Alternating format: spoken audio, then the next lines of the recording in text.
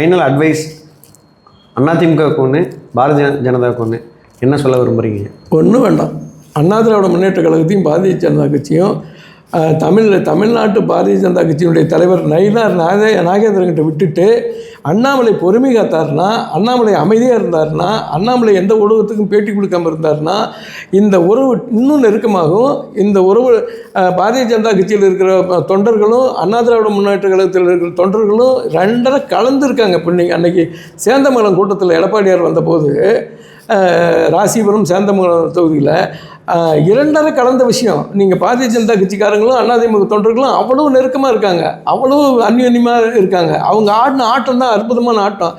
இந்த உணர்வுகளை எல்லாம் மழுங்கடிக்கிற மாதிரி அண்ணாமலை இது பேசிகிட்டு இருக்கக்கூடாதுங்கிறது தான் என்னுடைய தாழ்ந்த வேண்டுகோள். இதை அவர் செஞ்சாருன்னா அவருக்கு எதிர்காலம் இருக்கும். அப்படி இல்லை அப்படின்னு சொன்னால் அண்ணாமலை பாரதிய ஜனதா கட்சி வளர்த்து விடுது, அது உண்மைதான் அப்படிங்கிற காலகட்டத்தில் ஏதோ ஒரு நெருடலில் இந்த கூட்டணிக்கே வேட்டு வைப்பார் அண்ணாமலை. அது பாரதிய ஜனதாவுக்கு தான் மோசமான விளைவுகளை ஏற்படுத்தும். ஏன்னா எதிர்கட்சிகள் எப்போ இந்த உறவு நீடிக்கக்கூடாதுன்னு பார்த்துக்கிட்டே இருக்குதோ அதற்கு விதை போடுகிற மாதிரி அண்ணாமலையுடைய பேச்சு, தொடர்ந்து நடவடிக்கைகள் இதெல்லாம் இருக்குது. இது ரொம்ப அருவருப்பாக இருக்குது. அவர் பாரதிய ஜனதா கட்சியில் இல்லாமல் என்ன வேணால் பேசிட்டோம்.